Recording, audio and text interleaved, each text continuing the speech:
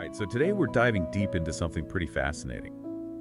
It's a story about a guy named Sam and how a single fictional event from his childhood had a real lasting impact on his life. It's like the butterfly effect of the mind, a tiny moment rippling outward to shape years of experience. Exactly.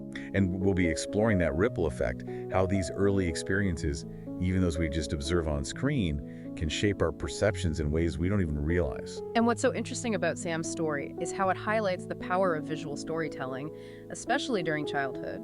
Those years when our brains are just soaking everything up. So the source material goes into detail about 8-year-old Sam sneaking downstairs past his bedtime to catch a movie. It wasn't even a scary movie, but there's this one scene. The drowning scene. Yeah, the drowning scene. And it's not just any character who drowns, it's this child actor. Someone Sam recognized from all these happy, cheerful TV shows and commercials. Ugh, that familiarity is key for a child. A recognizable face from entertainment. It's almost like a trusted friend. They exist in this safe, joyful space in a kid's mind. So to then witness that same figure in a deeply distressing situation, even if it's fictional, can be incredibly unsettling. It's like seeing a friend get hurt, even though it's all pretend. Exactly. It shatters that sense of security. And the source material really emphasizes how realistic this drowning scene was. The camera lingers on the boy's struggle, his terrified eyes widening as he sinks beneath the surface, and then silence. That silence that's almost as impactful as the visuals themselves, it leaves a void, this sense of incompleteness that the young mind struggles to process. It's no wonder this image stuck with Sam. Our brains, especially in childhood, they're wired to remember threats, and that scene, it checked all the boxes of familiar face and distress, a visceral struggle for survival, and then that unsettling lack of resolution. It's like the story itself drowned in that silence.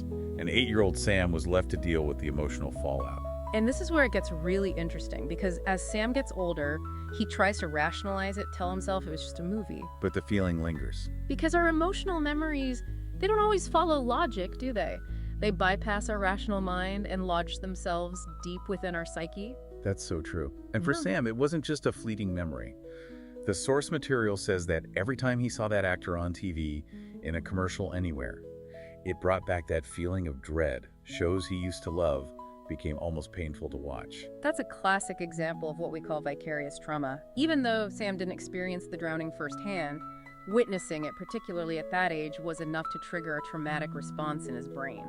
So even though it was make-believe, his brain processed it as a real threat, associating that actor with danger and fear. It's incredible how our minds can blur those lines between fiction and reality, especially when strong emotions are involved. Right. And this brings us to another point that's highlighted in the source material, the concept of emotional flashbacks.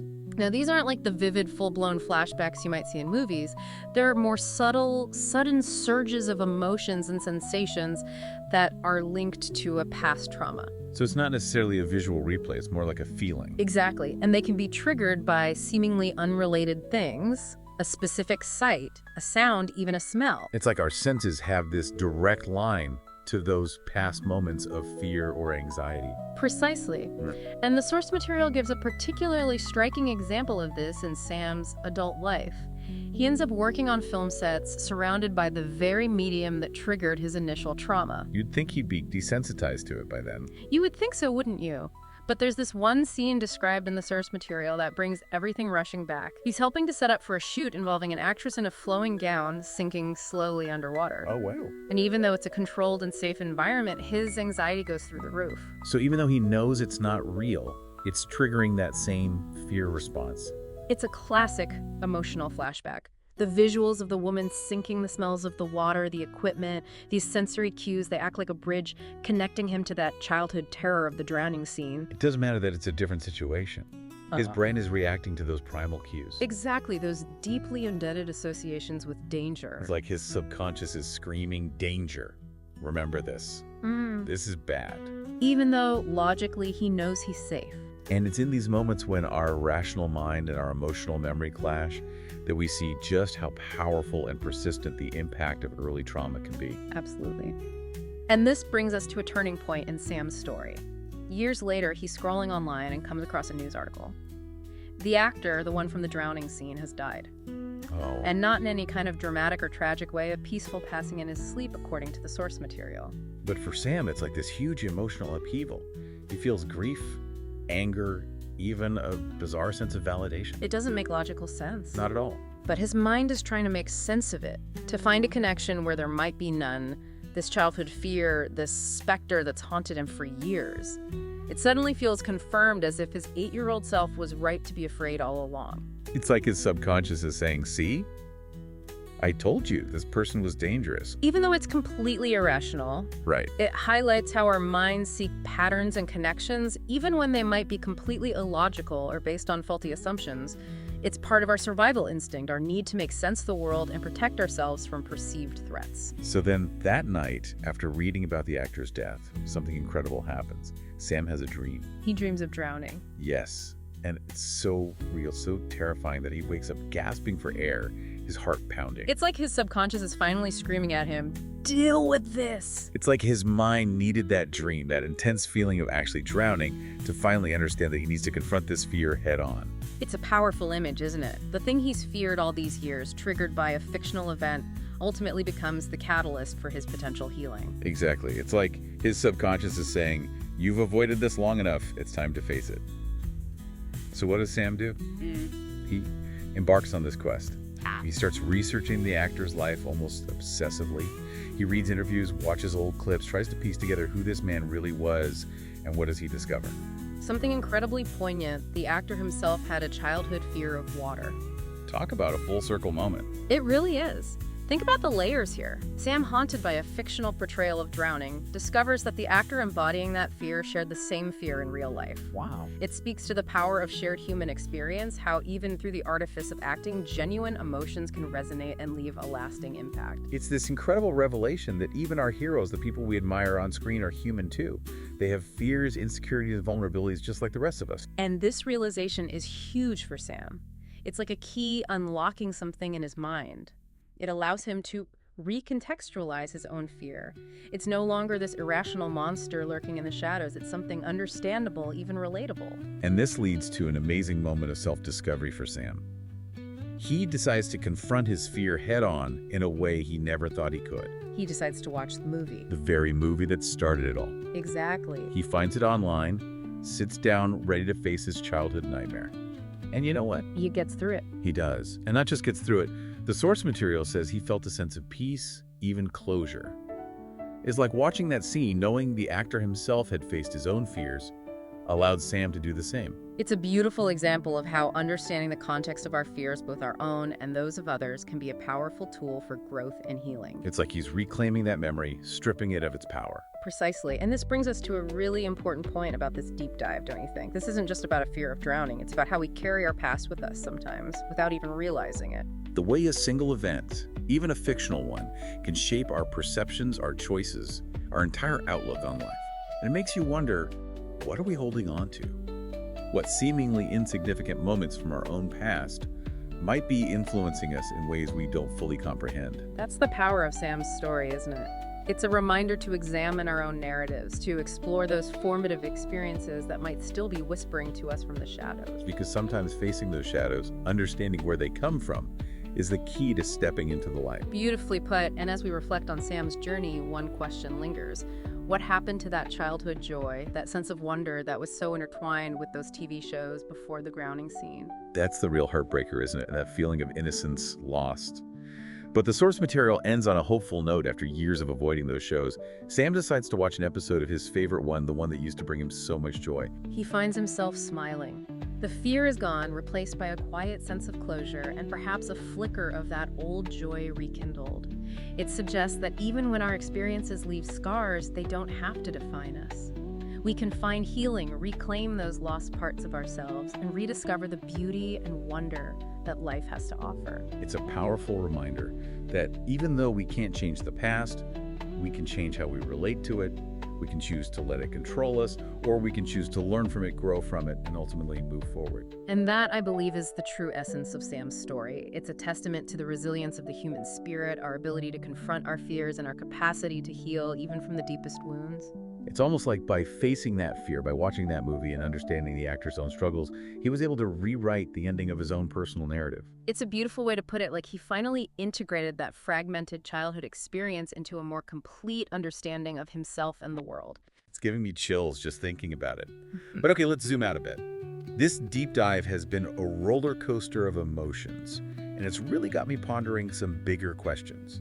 Like, how often do we carry these hidden anxieties and fears without even realizing their origin? That's a question worth exploring. I think it's more common than we realize. Our early experiences, particularly those that evoke strong emotional responses, they shape the very foundation of our understanding of the world. They influence how we perceive threats, how we react to stress, even how we form relationships. So you're saying these seemingly insignificant moments from our childhood could be shaping our decisions and behaviors even decades later? Absolutely. And the thing is, we often don't even recognize these patterns because they become so ingrained, so automatic. It's like a subtle undercurrent guiding our actions, influencing our choices in ways we might not consciously understand. It's like a hidden script running in the background of our lives. Precisely. And sometimes those scripts can be incredibly limiting, holding us back from pursuing our goals or experiencing life to the fullest. Okay, so how do we start unpacking these hidden scripts? How do we even identify those shadows from our past that might still be holding us back? Well, the first step is awareness. It starts with self-reflection, taking the time to really observe your own thoughts, emotions, and behaviors. Ask yourself, are there any recurring patterns in my life? Are there any choices I make that seem irrational or out of character? I'm already thinking about some decisions I've made that haven't really made sense logically. And that's the key, isn't it? We need to look for those discrepancies between our rational mind and our emotional responses. Those can be clues, breadcrumbs leading back to a formative experience that might have shaped our subconscious beliefs and behaviors. So for example, maybe someone has a deep-seated fear of public speaking. On the surface, it might seem like a straightforward case of stage fright. But if we dig a little deeper, we might discover that it stems from a childhood experience of being humiliated or ridiculed in front of their classmates. Exactly. That early experience, even if seemingly insignificant at the time, created a powerful emotional association between public speaking and feelings of shame and inadequacy. So even years later, the mere thought of speaking in front of a group can trigger those same feelings of anxiety and dread. It's almost like that childhood experience created a blueprint for how to respond in similar situations, even if the situation is no longer threatening. That's a great way to put it. Our brains are incredibly efficient at pattern recognition and threat detection. They take those early experiences and create mental shortcuts, if you will, to help us navigate similar situations in the future. The problem is those shortcuts aren't always accurate or helpful in the long run. Okay, so let's say we've done some self-reflection and we've identified a few of these potential shadows from our past. What's the next step? How do we start to unravel them? Well, once you've identified those potential shadows, don't shy away from them. Approach them with curiosity and compassion. Try to understand the context, the emotions, the underlying message they might be holding. So rather than trying to bury those memories or pretend they didn't happen, we should lean into them, explore them with a sense of curiosity. Exactly. And remember, you don't have to do this alone. Talking to trusted friends, family members, or a therapist can provide a safe and supportive space to explore these difficult emotions. It's like Sam researching the actor's life, discovering that shared fear of water. That understanding that empathy was a turning point for him. It allowed him to see his own fear in a new light, to strip it of its power. Sharing our stories, even the difficult ones, can be incredibly liberating and healing. It helps us to see that we're not alone in our struggles, that our experiences, even the painful ones, are part of what makes us human. It's like that saying, we're all just walking each other home. I love that it speaks to our interconnectedness, our shared human experience, and it reminds us that even in our darkest moments, we don't have to journey alone. It also makes me think about the role of forgiveness in all of this. Not just forgiving others, but also forgiving ourselves for the ways we might have been shaped by these past experiences. That's a powerful insight. Often the hardest person to forgive is ourselves. We carry around this guilt or shame for not being stronger or more resilient in the face of adversity. But maybe it's about recognizing that those past experiences, those shadows, were never really ours to carry in the first place. They were simply events that happened to us, shaping us in ways we couldn't control. And perhaps true healing lies in acknowledging the impact of those events, honoring the pain they caused, but ultimately choosing to release the burden of guilt and shame. It's like finally putting down that heavy backpack we've been carrying for so long. Yes. And in its place, picking up a lighter load filled with self-compassion, understanding, and a renewed sense of hope for the future. I love that imagery. It's a beautiful reminder that even though we can't change the past, we can change how we relate to it. We can choose to let it define us, or we can choose to learn from it and grow from it. And in that choice, I believe, lies the essence of true freedom. The freedom to rewrite our own narratives, to embrace the fullness of who we are, shadows and all, It's like we're all works in progress, constantly evolving and becoming. And maybe those shadows are just part of the tapestry, adding depth and complexity to the overall design. Absolutely. And without the darkness, we wouldn't be able to fully appreciate the light. It's the contrast, the interplay of light and shadow that creates the beauty and richness of human experience. I like that it's a reminder that we are all complex beings, capable of great love, resilience, and transformation. And that even in the face of adversity, there's always hope for healing and growth. So how do we cultivate that hope? How do we make that shift from feeling burdened by our past to embracing the possibilities of the present? I think it starts with cultivating a sense of curiosity about ourselves, a willingness to explore those hidden corners of our psyche without judgment. It's about treating ourselves with the same kindness and understanding that we would offer a close friend. Exactly, and it's about recognizing that healing is a journey, not a destination. There will be setbacks, there will be moments of doubt and despair, but if we can hold on to that spark of hope, that belief in our own capacity for growth and transformation, we can navigate these challenges with grace and emerge stronger on the other side. It's about recognizing that we are all worthy of love, forgiveness, and a brighter future. And sometimes the most profound transformations begin with a single step, a willingness to look within, to face our fears, and to embrace the messy, beautiful complexity of being human. So as we move towards the end of this deep dive, let's circle back to Sam's story and see what final nuggets of wisdom we can glean from his experience. Sounds like a plan. What stands out to you as we reflect on his journey? I think what strikes me most is how Sam's healing began when he discovered that the actor who had unwittingly haunted his childhood shared his own fear of water. That realization seemed to humanize the actor, turning him from a symbol of fear into a fellow traveler on the path of life. It's a powerful reminder that we are all connected, that our struggles and triumphs are often mirrored in the lives of others. It's like that saying, there's no such thing as a self-made person. We're all made up of thousands of others. Exactly. We're all part of a larger web of interconnectedness, constantly influencing and being influenced by those around us. And perhaps recognizing that interconnectedness, that shared human experience, can be a source of comfort and strength as we navigate our own challenges. It's a reminder that we don't have to face our fears alone. There are others who have walked a similar path, who understand the terrain, and who can offer guidance and support along the way. And it's also a reminder that our stories matter. By sharing our experiences, even the difficult ones, we create space for others to feel seen, heard, and understood. It's like each story we share is a beacon of light, illuminating the path for others who might be struggling in the darkness. It's about creating a ripple effect of healing and hope that extends far beyond ourselves. Beautifully said. And perhaps that's the most profound takeaway from Sam's story, that even in the face of fear and adversity, there is always the possibility of finding connection, meaning, and ultimately a deeper sense of peace. It's like by sharing our vulnerabilities, we give others permission to do the same, creating this ripple effect of empathy and understanding. Exactly. And that ripple effect, it can be incredibly powerful. Yeah. It can create a sense of community, a shared understanding that we're not alone in our struggles. It can even foster a culture of compassion where we offer each other grace and support as we navigate the complexities of life. So as we wrap up this deep dive, let's bring it back to our listeners. What can we all take away from Sam's experience and apply it to our own lives? Well, I think one of the most important takeaways is the power of awareness, taking the time to observe our own thoughts, emotions, and behaviors, and asking ourselves, where did these patterns come from? Are they serving me well? Are they holding me back in any way? It's like becoming a detective of our own minds, tracing those patterns back to their origins and understanding how they might be influencing our choices in the present. Exactly. And once we've identified those patterns, those potential shadows from our past, it's not about judging ourselves or feeling ashamed. It's about approaching those parts of ourselves with curiosity and compassion. It's like Sam researching the actor's life, realizing that he wasn't alone in his fear. That understanding that empathy was a key turning point in his journey. It allowed him to see his own fear in a new light, to strip it of its power. And I think that's something we can all strive for, to understand the context of our fears, to recognize that they often stem from past experiences that shaped us in ways we couldn't control. So it's not about denying our fears or trying to pretend they don't exist. It's about acknowledging them, understanding where they came from, and then choosing how we want to relate to them. Precisely.